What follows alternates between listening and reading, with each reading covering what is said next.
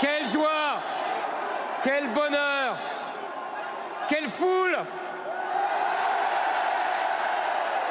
Quel ciel! Quelle espérance!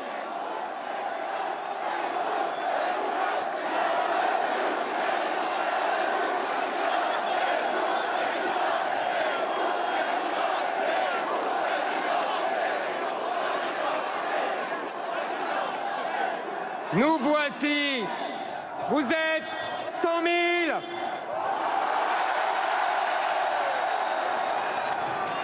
100 000 Français qui ne reculent devant rien. 100 000 Français qui sont fiers de leur pays. 100 000 Français qui veulent écrire l'histoire. Vous êtes 100 000 réunis sous le ciel bleu de Paris. Vous êtes venus de toutes les villes et de tous les villages de France. Je sais que certains sont même venus de l'outre-mer et de l'étranger. Je sais que des milliers de policiers, de militaires, de gendarmes sont venus en civil des 4 coins de France. Oui, je veux que nous leur rendions hommage, mes chers amis. Vous êtes 100 000 au Trocadéro et vous êtes des millions partout en France, en métropole et dans nos outre-mer et à l'étranger, à nous suivre aujourd'hui, parce qu'au fond de vous, vous sentez que c'est ici que s'écrit l'histoire. Mes chers amis, ils pensaient que vous ne viendriez pas.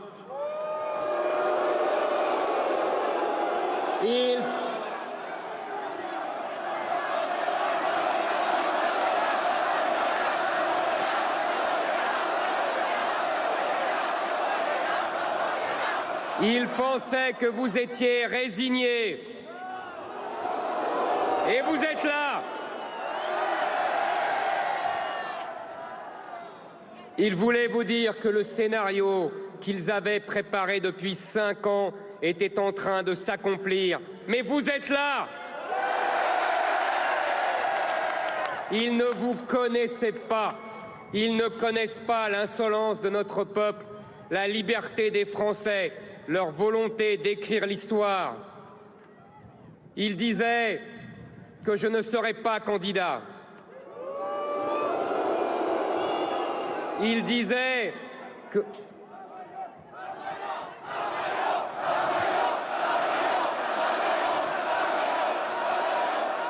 Ils disaient que je ne dépasserais pas 3%,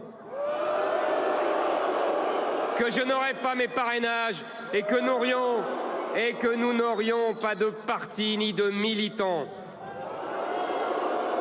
Ils ont...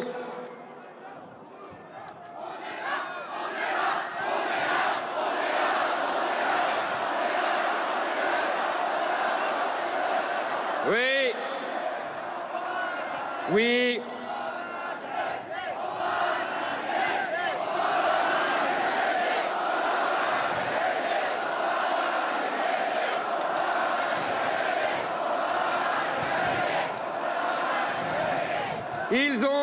Ils ont tout dit et ils se sont trompés sur tout.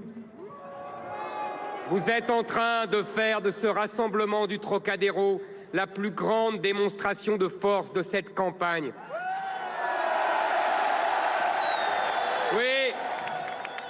Oui, c'est un signe, c'est un signal, c'est un sondage, grandeur nature. Un avant-goût de la surprise à venir. Vous êtes là, et le printemps est là, et le soleil est là. L'espérance est là. Nous voici. J'ai choisi le Trocadéro pour venir laver les affronts de la droite. les affronts du peuple qui a le sentiment légitime qu'on lui a trop longtemps volé son vote. J'ai choisi le Trocadéro, cette place qui symbolise d'abord la France qui se relève après la défaite de Sedan avec la construction de la Tour Eiffel. J'ai choisi le Trocadéro en pensant au maréchal Foch, sublime vainqueur de la terrible guerre de 14-18, qui nous regarde du haut de sa statue cet après-midi.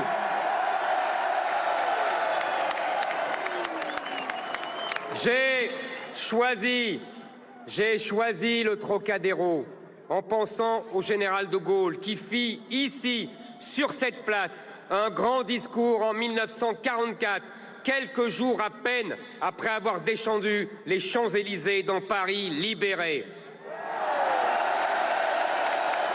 J'ai choisi le Trocadéro, car vous, comme moi, nous n'en pouvons plus de la division des patriotes en plusieurs camps, cette division qui est la cause profonde de nos défaites. Alors, je le dis aujourd'hui, j'aurai besoin de tout le monde. Avec mon équipe, j'aurai besoin des gaullistes, j'aurai besoin des souverainistes, j'aurai besoin de toutes les familles de la droite et de tous les patriotes.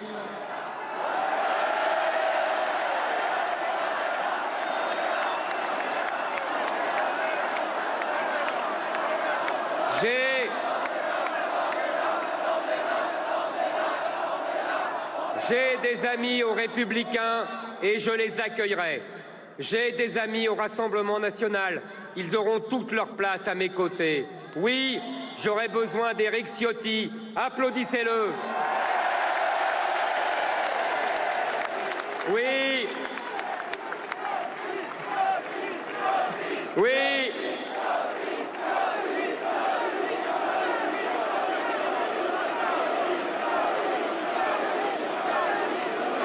Oui, j'aurai besoin de François-Xavier Bellamy, de Laurent Wauquiez, j'aurai besoin de Nadine Morano, de Jordan Bardella. Applaudissez-les. Car c'est l'idée que je me fais de l'union des droites, car c'est l'idée que je me fais de la France, car c'est grâce à cette union que nous sommes les seuls à pouvoir créer la surprise au second tour face à Emmanuel Macron. Mes chers amis, aujourd'hui, au Trocadéro, je suis venu vous livrer un secret. Nous sommes les seuls à être de droite dans cette campagne. Nous sommes les seuls héritiers d'une droite qui aime la France, le peuple, le travail, l'ordre et l'identité. C'est la droite qui était au RPR, la droite de Charles Pasqua, la droite de Philippe Séguin. Oui, je suis le seul candidat de droite de cette élection.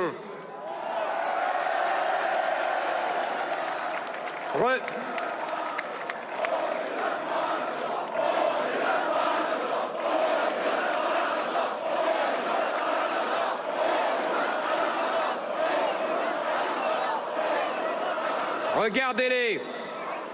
Valérie Pécresse est une centriste. C'est une centriste déjà prête à voter Emmanuel Macron. Marine Le Pen est une socialiste en économie qui ne veut plus prendre aucun risque de déplaire aux médias sur les sujets régaliens. Quant à Emmanuel Macron,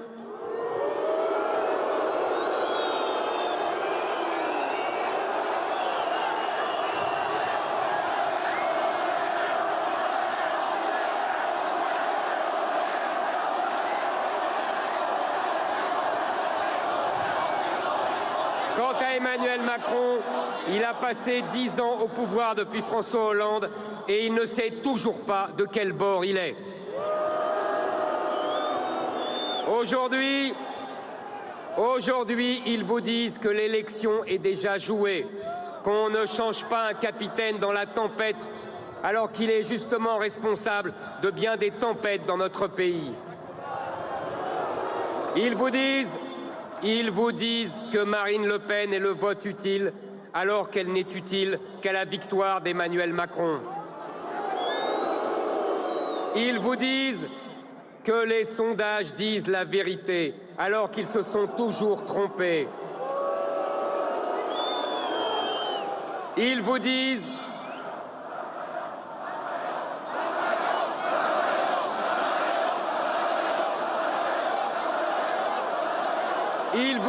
tout et le contraire de tout, et vous ne les croyez plus. Et vous avez raison de ne plus les croire. Regardez-vous, vous êtes là, perte de vue. Vous êtes les plus nombreux de cette campagne et vous n'avez pas peur. Vous êtes fiers d'être là.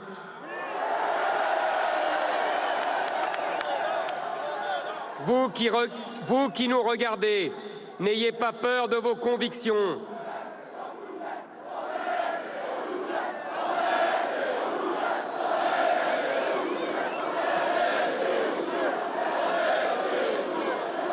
Oui, n'ayez pas peur de vos convictions. Ce que vous pensez, vous n'êtes pas les seuls à le penser. Une majorité de Français le pensent. Nos idées ne sont pas clivantes. Ce sont les journalistes qui disent qu'elles sont clivantes. Elles sont consensuelles partout en France. Vous êtes la France silencieuse. Regardez-vous, regardez autour de vous. Je suis venu au Trocadéro pour parler au peuple français tout entier. Je suis venu au Trocadéro pour remercier la France, ce pays qui m'a tout donné, qui a accueilli ma famille, qui m'a offert sa culture.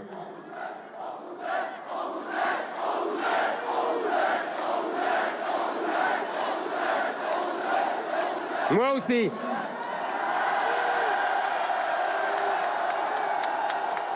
Oui, ce pays qui a permis aux petits juifs berbères que je suis de me retrouver sur l'une des plus belles places du monde devant vous aujourd'hui.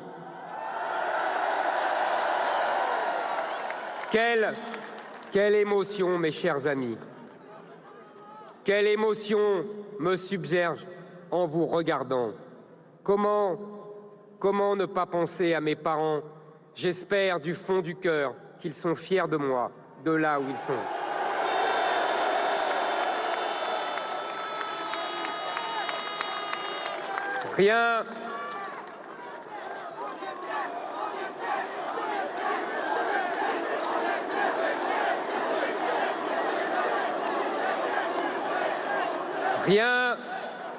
Rien ne me destinait à me retrouver devant vous aujourd'hui.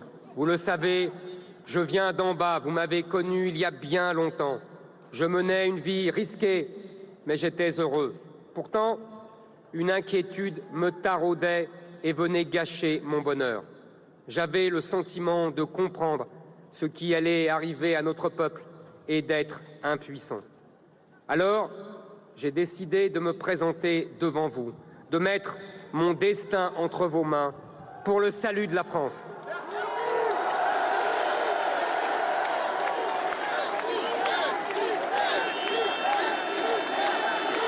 Non, merci à vous.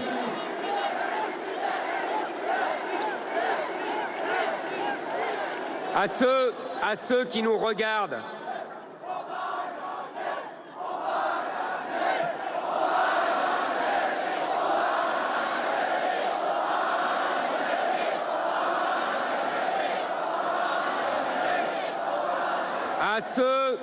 à ceux qui nous regardent pour la première fois, je dis, vous avez peut-être des a priori sur moi.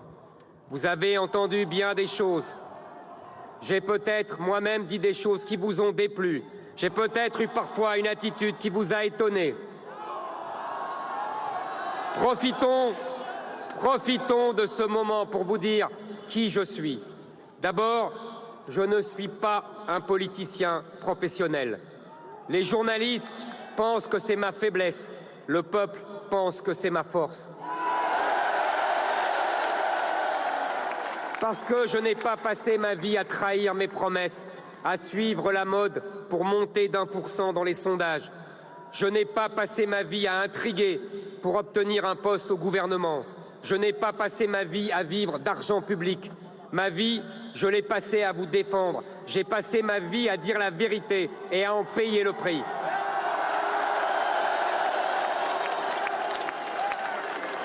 Hier soir,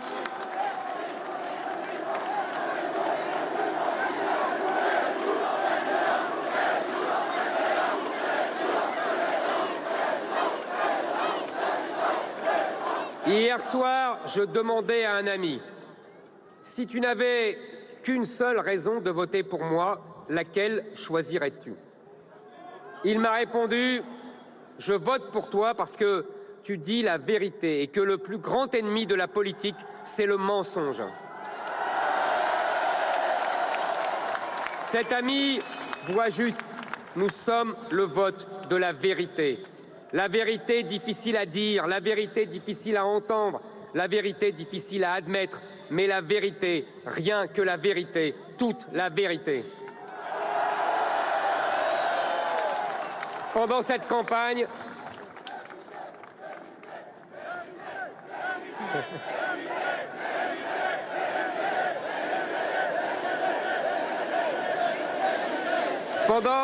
Pendant cette campagne, je ne vous cache pas qu'il est arrivé que...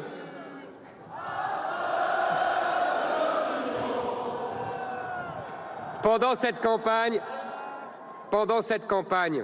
je vous avoue qu'il est arrivé que certains de mes proches me disent « Tu ne devrais pas dire ça, ça ne va pas plaire ».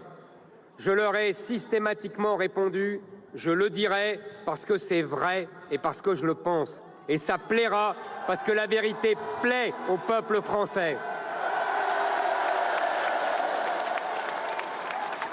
Vous le savez, mes amis,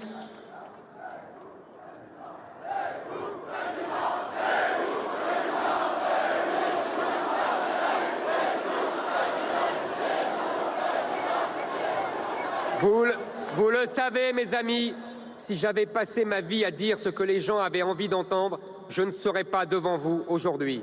Vous ne m'auriez jamais fait confiance. Nous sommes le vote de la vérité et nous sommes le vote vital parce que dire la vérité, c'est être libre, grand, debout. Mettre notre bulletin dans l'urne dans 2 semaines, c'est dire la vérité, c'est faire gagner la vérité. Et quand la vérité gagne, c'est la France qui est victorieuse. Je suis venu au Trocadéro vous parler de la France. Mes chers amis, j'ai fait plus de 50 discours depuis le début de cette campagne. J'en ai fait beaucoup pour aborder mon programme, pour détailler mes mesures. Et j'en ai fait quelques-uns pour parler de la France.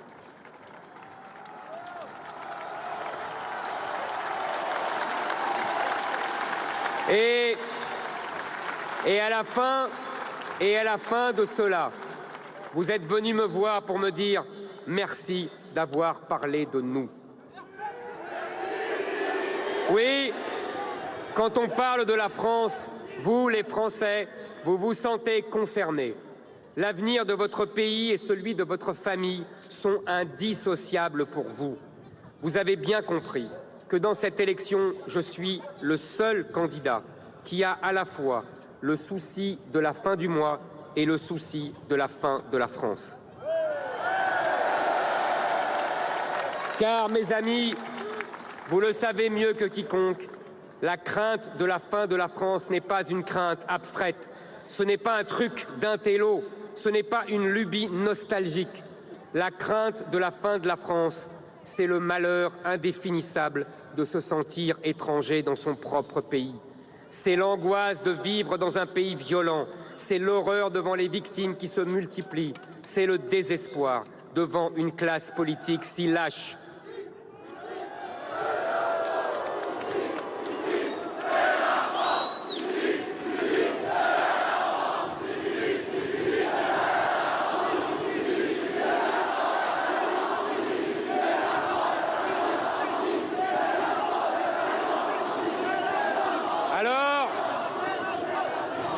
Alors, voulez-vous savoir pourquoi je mène ce combat? Voulez-vous savoir pourquoi j'ai accepté de passer ma vie sous protection policière?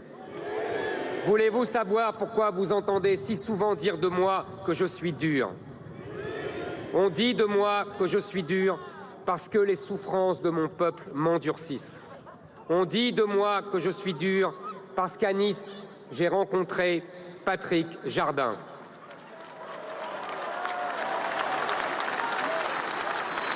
Patrick Jardin a perdu sa fille Nathalie, assassinée le soir du Bataclan. Je sais qu'il est là aujourd'hui au Trocadéro et je veux que nous lui rendions hommage.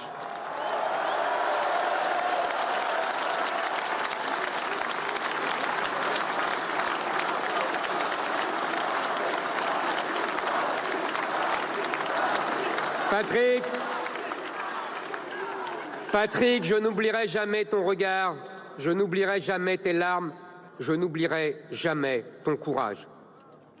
On dit de moi que je suis dur parce qu'à Biarritz, j'ai rencontré Madame Véronique Monguillot.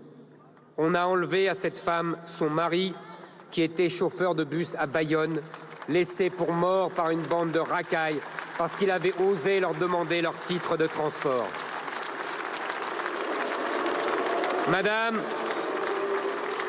Madame, c'est à votre mari que je pense. Madame, c'est à votre mari que je pense quand on insulte des milliers de Français, quand ces insultes deviennent des coups, quand ces coups deviennent mortels.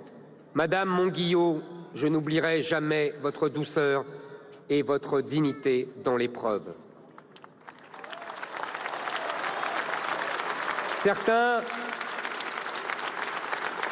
Certains s'indignent de ma fermeté. Ce qui m'indigne, moi, ce ne sont pas les mots ou les concepts, ce sont les drames quotidiens que vous subissez. Ce qui m'indigne, moi, c'est qu'on ne rendra jamais la paix à Evelyne Reber, maman de Julien, massacrée devant les yeux de son enfant à Romans-sur-Isère.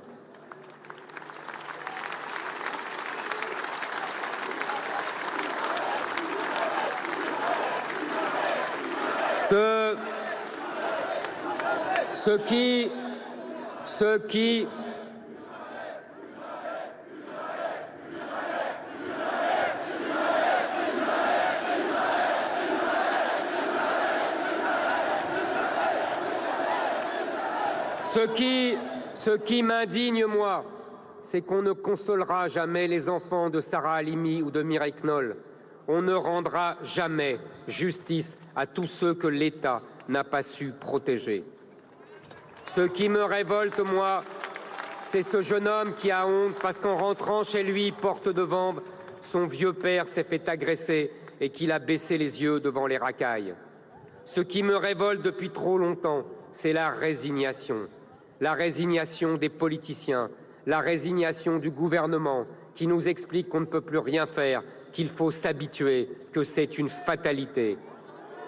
Non, non, mes amis, il n'y a pas de fatalité. Vous pensez que c'est vous qui devez avoir honte, mais non, c'est l'État qui devrait avoir honte. Je suis là pour lutter contre la fatalité. Chacun. Chacun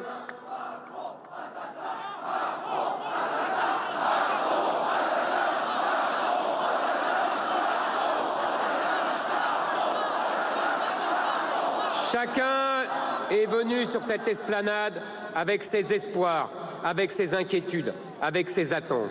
Je veux dire à chacun d'entre vous à quel point je vous comprends, à quel point c'est pour vous que je me bats. Alors, faisons ensemble un serment, mes chers amis, que nous nous battrons ensemble pour les 14 prochains jours, comme pour les 5 prochaines années et pour le restant de nos jours. Oui, j'en fais le serment. Je me battrai pour la reconquête de notre identité. Je me battrai pour la reconquête de notre prospérité, pour la reconquête de notre puissance, de notre sérénité, de notre pays. Je suis venu au Trocadéro parler à tous les Français et je veux m'adresser d'abord à la jeunesse de France. Jeunes Français, soyez à la hauteur de vos anciens, car sur vos frêles épaules repose un immense héritage, l'héritage de ceux qui se sont battus pour que la France reste la France. Jeunesse française, pense à ce lycéen du lycée Buffon. Il s'appelle Lucien Legros.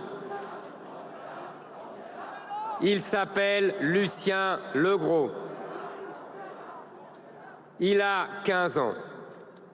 Il va se faire fusiller dans 1 heure. Sa dernière lettre est pour ses parents. Mes parents chéris, mon frère chéri, je vais être fusillé à 11 heures avec mes camarades. Nous allons mourir le sourire aux lèvres, car c'est pour le plus bel idéal.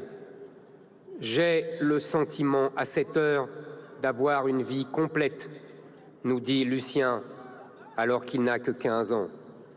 Et il ajoute « Je meurs pour la France, donc je ne regrette rien.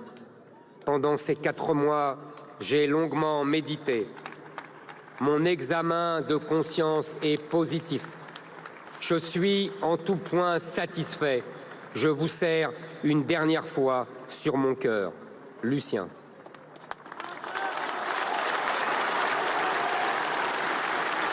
Oui, jeunesse française, souviens-toi des mots du général de Gaulle quand les premiers résistants arrivent à Londres.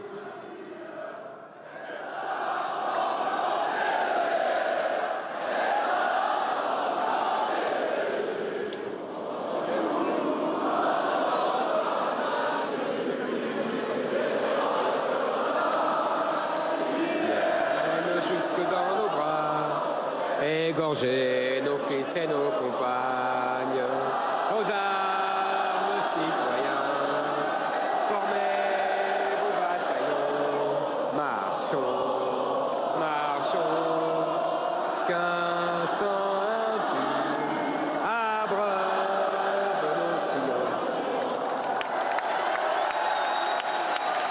Oui, mes amis, Écoutez les mots du général de Gaulle quand les premiers résistants arrivent à Londres. Je ne vous féliciterai pas d'être venus. Vous avez fait votre devoir. Quand la France agonise, ses enfants se doivent de la sauver. Nous ne nous comparons pas à ces ombres gigantesques. Mais nous savons qu'elles pèsent sur nos épaules. Ici, au Trocadéro, une jeunesse s'est levée. Une génération qui refuse de se soumettre. Vous savez que vous n'avez pas le droit d'abandonner le pays pour lequel ces géants ont été prêts à mourir. Vous n'avez que la France pour vous défendre, et la France n'a que vous pour la défendre. Mes chers amis, ici, aujourd'hui, au Trocadéro, nous ne faisons que notre devoir. Les politiciens vous parlent de vote utile. Nous sommes le vote vital. C'est ce qu'ils ne comprennent pas. C'est le devoir qui guide nos pas. Nous ne nous battons pas pour nous-mêmes. Nous nous battons pour nos enfants. Nous nous battons pour nos petits-enfants. Alors, aujourd'hui, au Trocadéro, je suis venu parler à nos aînés. Vous avez connu la vie dans le plus beau pays du monde. Vous avez connu l'école de l'exigence, de l'autorité, de l'excellence. Vous avez connu la courtoisie dans la rue, la galanterie et le respect. Vous avez connu la fierté d'être français. Vous avez travaillé dur et avec optimisme. Vous avez fait des enfants et vous avez cru en l'avenir.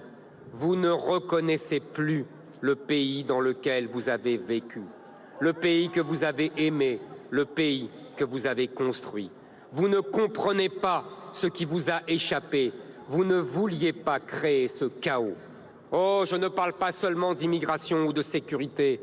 Je parle de notre économie, je parle de votre pouvoir d'achat, je parle de vos retraites, je parle du niveau scolaire, je parle de notre système de santé, du déclin de notre armée et de notre industrie. Je sais Je sais que vous êtes inquiets pour vos enfants et vos petits-enfants. Non, vous n'êtes pas satisfaits. Vous n'êtes pas satisfaits à la fin du compte, car vous auriez aimé pouvoir transmettre à votre descendance un monde aussi beau que celui dans lequel vous avez vécu. Alors je vous le dis, il ne tient qu'à vous d'offrir à vos enfants le pays que vous avez connu vous-même. Vous avez le pouvoir de faire basculer cette élection. Vous avez le pouvoir de choisir le candidat qui vous dit oui, vous avez raison d'avoir peur, je comprends votre nostalgie, mais il n'y a pas de fatalité.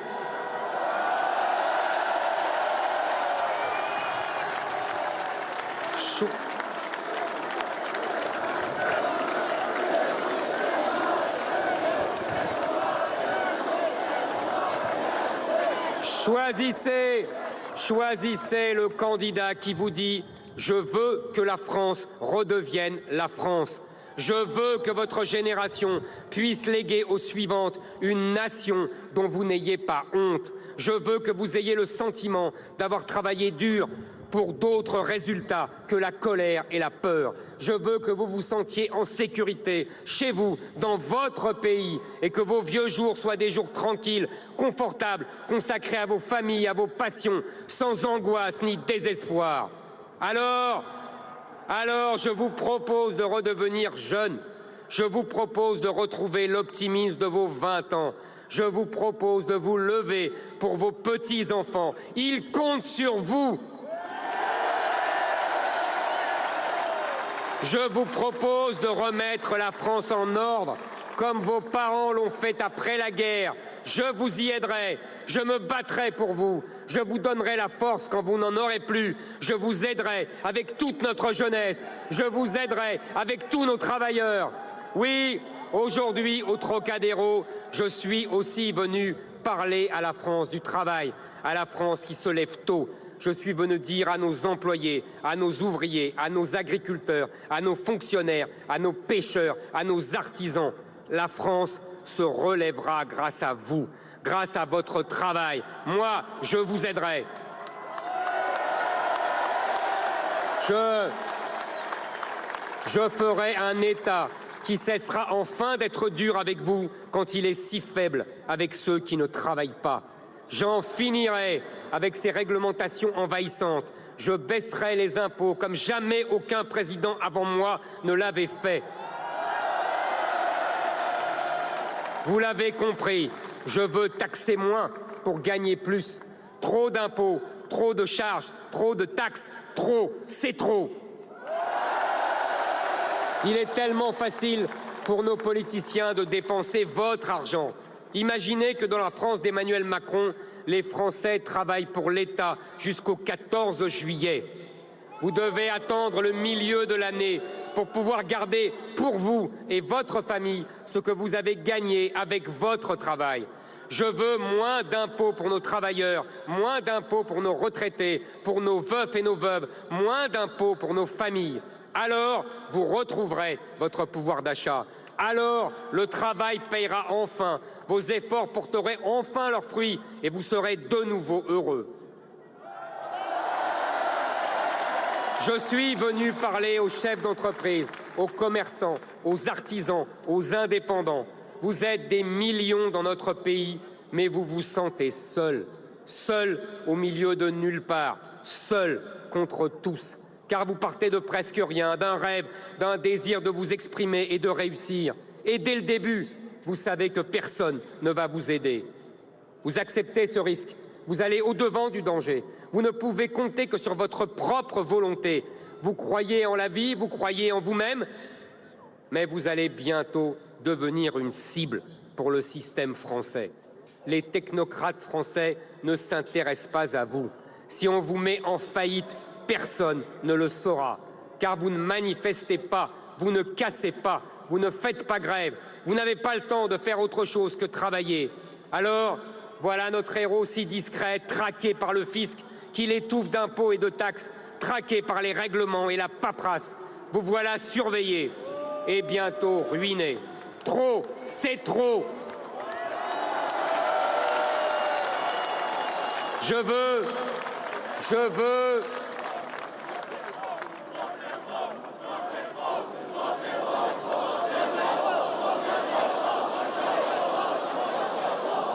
Je veux vous libérer.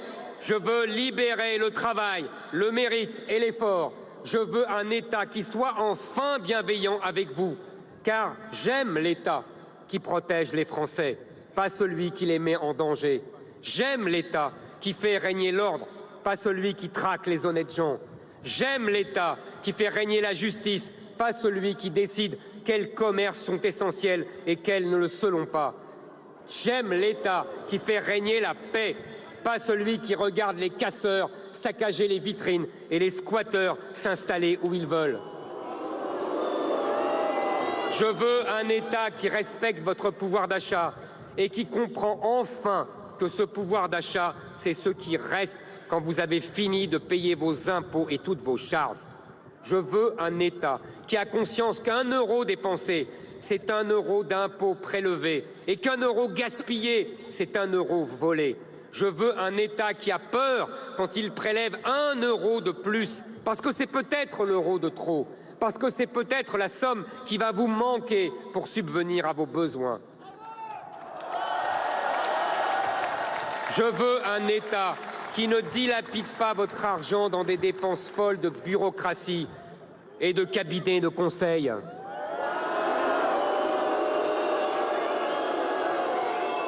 Je veux un État qui réserve la solidarité nationale. Je veux un État qui réserve la solidarité nationale aux Français. Je veux un État qui ne distingue pas les Français selon leur origine, leur religion ou leur couleur de peau. Et c'est un point important. Et c'est un point important car on a souvent menti sur mes intentions. On a souvent joué sur les peurs avec mes propos. Alors aujourd'hui, au Trocadéro, je veux parler directement à nos compatriotes de confession musulmane. Car les journalistes et les politiciens vous désinforment et vous mentent. Ils vous font croire que je veux vous empêcher de pratiquer votre religion. C'est faux. Je connais l'islam mieux qu'aucun de mes concurrents. Je connais l'islam comme vous. Vous êtes issus d'une culture que je connais bien, car mes parents, mes grands-parents, mes ancêtres sont nés en Algérie. Vous venez d'une culture dans laquelle la franchise compte autant que la parole donnée. Alors, je sais que vous attendez qu'on vous parle sincèrement, pas comme tous les autres hypocrites qui n'osent jamais vous dire vraiment ce qu'ils pensent. Alors, je ne me cache pas et je vous le dis. Il y a un problème avec l'expansion de l'islam aujourd'hui en France. Il y a un problème car nos politiciens ont reculé, car ils ont voulu que la France fasse des accommodements raisonnables avec l'islam au lieu de demander aux musulmans de faire des accommodements raisonnables avec la France. Je vais vous dire de quoi je parle. Et je ne parle absolument pas d'abandonner la pratique de votre religion. Je respecte toutes les religions et tous les croyants.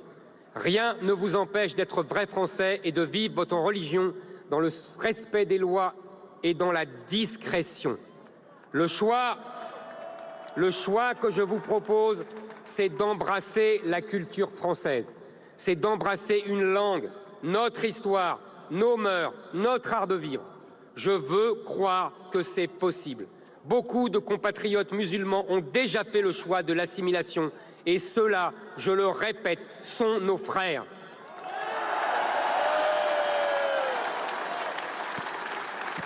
En revanche, si vous n'aimez pas la France, si vous n'aimez pas notre peuple, notre culture, notre art de vivre, et que vous ne souhaitez pas être français, eh bien, c'est votre droit. Mais assumez-le. Je suis honnête avec vous, soyez-le avec la France. Ce n'est pas à la France de s'adapter à votre culture, mais à vous de faire vôtre la culture française.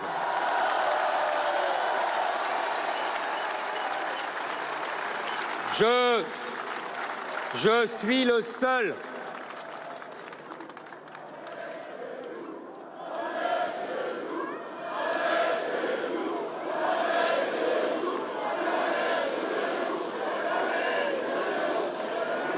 Je suis le seul à vous dire ces vérités, les autres renoncent. Certains me disent « Vous ne pouvez pas demander aux musulmans le même effort que celui que votre famille a fait. » Mais quel mépris! Et pourquoi les Juifs, les Espagnols, les Italiens, les Libanais, les Arméniens, les Portugais, les Polonais, les Asiatiques sauraient-ils faire ce que les musulmans ne pourraient pas faire? Moi, je ne vous méprise pas. Je ne vous exclus pas du modèle français comme tous les autres le font. Je vous parle d'égal à égal et droit dans les yeux. Je vous tends la main. Ne vous laissez pas flatter par ceux qui vous disent que vous n'avez pas besoin de devenir comme eux, car vous n'êtes pas capable de devenir comme eux. Cela ne s'appelle pas de la tolérance, cela s'appelle du mépris. Je veux vous dire autre chose. Je veux vous dire autre chose. Quand vous vivez dans des banlieues, je ne veux plus de ce modèle qui souhaite seulement qu'on ne vous entende plus, qui ferme les yeux sur le trafic de drogue pour acheter la paix. Ce n'est pas un idéal pour nous, ce n'est pas un idéal pour vous. Combien de drames, combien de balles perdues, combien d'enfants sacrifiés, combien de mères désespérées. Voilà ce que veut la gauche pour vous. Elle se fiche que des cités entières soient devenues des enclaves étrangères. Elle vous veut seulement loin de ces beaux quartiers. Nous tenons à chaque parcelle. Nous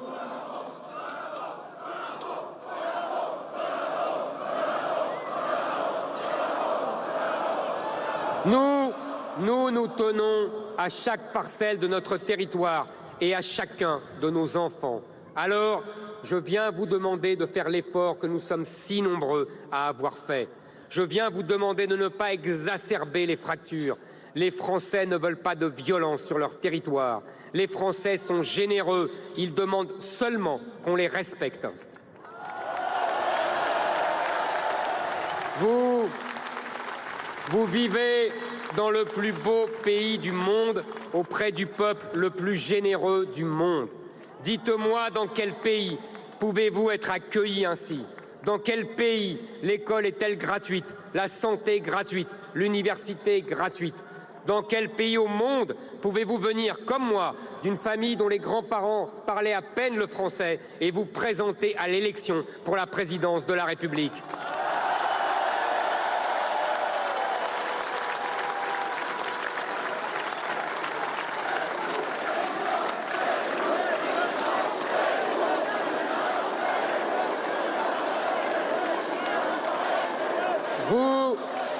Vous devez avoir conscience de cette chance. Vous devez vous souvenir pourquoi vos parents ont fui leur pays d'origine. Ils ont fui la corruption, la violence, la dictature et la pression trop forte de l'islam. Ne reproduisez pas ici ce que vos parents ont fui. Émancipez-vous de la tutelle de vos pays d'origine. Accueillez enfin la France dans votre cœur. Alors à tous les Français, je suis venu dire au Trocadéro que vous devez avoir conscience de la grandeur de votre pays. Un pays de plus de 1500 ans qui a bâti un modèle de civilisation fondé sur l'universalité, la concorde, l'honnêteté, la liberté des femmes, le bien commun, le respect du peuple, la fraternité. Un modèle fondé sur les valeurs gréco-romaines et chrétiennes, mais qui offre à tous, sans distinction de race ou de religion, son modèle, sa générosité, ses bienfaits. Je le dis à tous les jeunes Français, apprenez à aimer nos paysages, apprenez à aimer nos monuments, nos mots, notre langue, nos héros.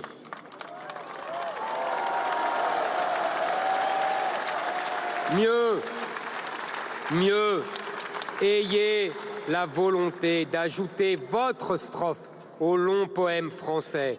Écoutez Romain Gary, je n'ai pas une goutte de sang français, mais la France coule dans mes veines. C'est ça l'assimilation.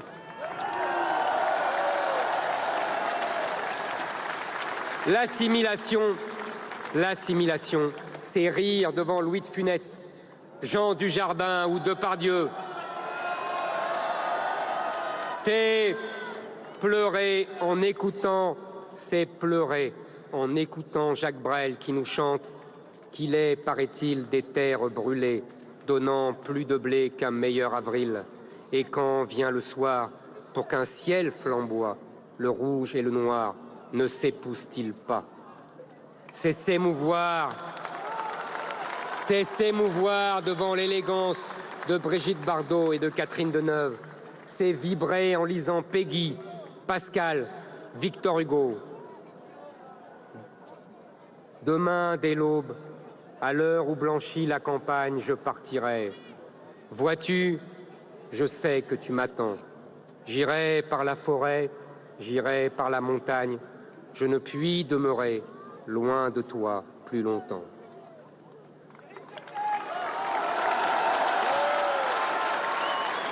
L'assimilation, c'est connaître nos proverbes, fredonner nos chansons, aimer notre gastronomie. L'assimilation, c'est s'émouvoir devant les poutres en flammes de Notre-Dame de Paris.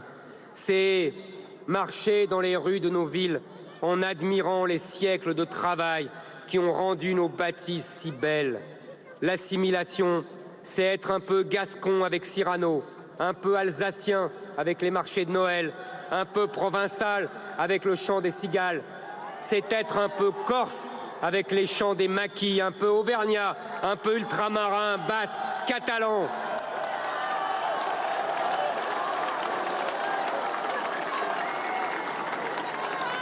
C'est aimer la France des neiges, la France des mers, des plaines, des forêts, des vallons et des collines, la France des tropiques, des soleils couchants et des soleils levants.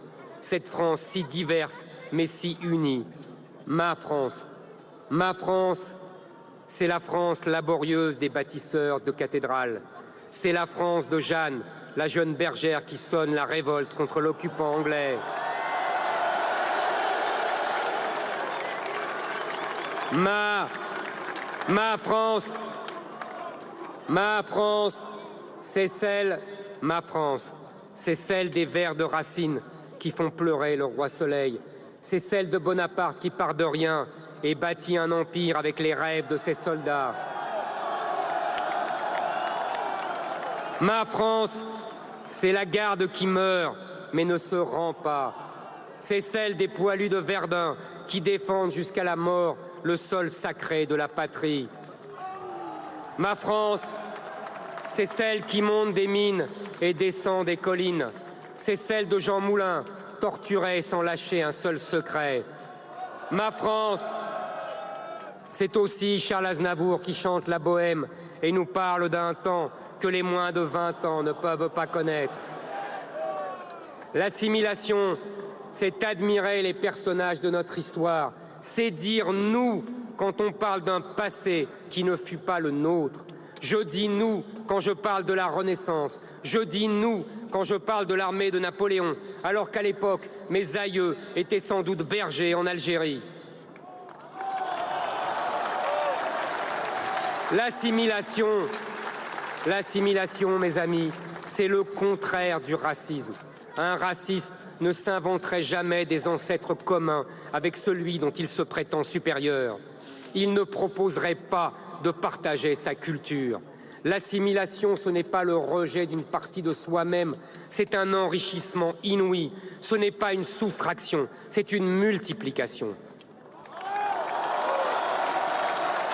Mes chers compatriotes, vous ajouterez tous votre pierre à l'édifice français par votre propre mérite et non pas parce que vous avez la bonne couleur de peau, non pas parce que vous venez d'un quartier plutôt qu'un autre, non pas parce que la gauche a décidé que vous cochiez les bonnes cases. Maintenant, il faut que les Français donnent envie qu'on leur ressemble. Il faut que les Français aient l'envie de transmettre ce trésor qu'est la France.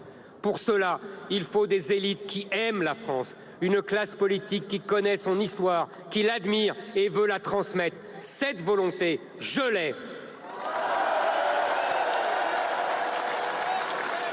Pendant 5 ans,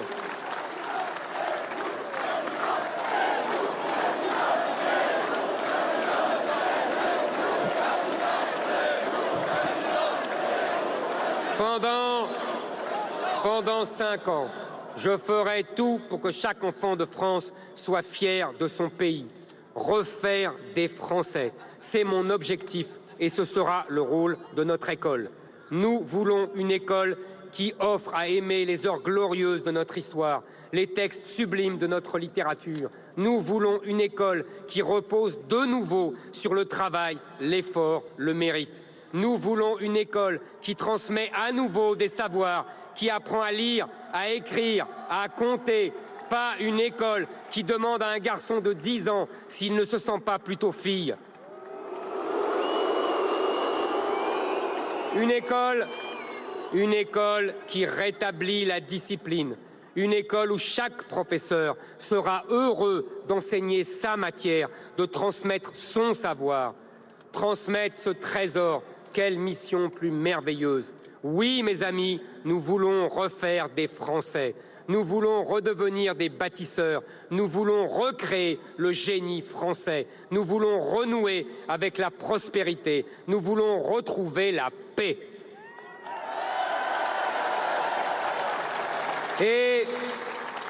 Et pour cela, nous aurons besoin de toute la nation française. Alors, j'en appelle à tous les patriotes français, à tous ceux qui n'ont pas abandonné la France. J'en appelle à l'amour que vous avez pour votre pays, pour vos enfants et pour vos petits-enfants. J'en appelle à votre patriotisme. J'en appelle aux classes moyennes qui refusent d'être remplacées. J'en appelle aux abstentionnistes qui ne croient plus aux fausses promesses. J'en appelle aux policiers, aux gendarmes, aux militaires qui nous protègent et qui savent, eux, que je dis la vérité.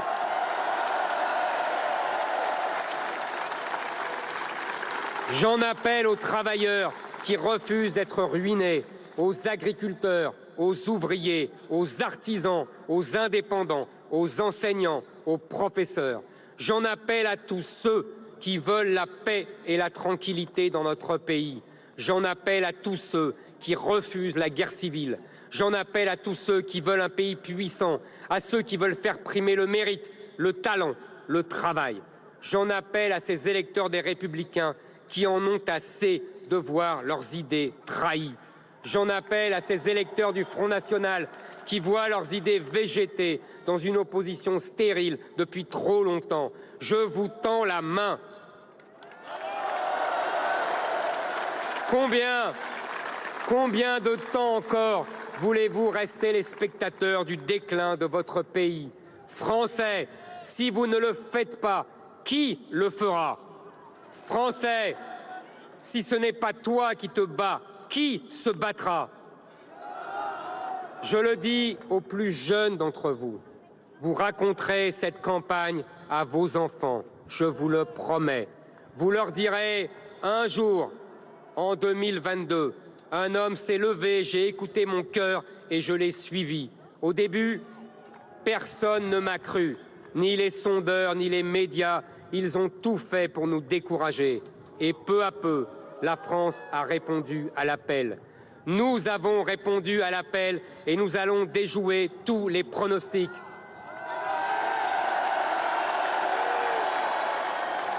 Plus tard,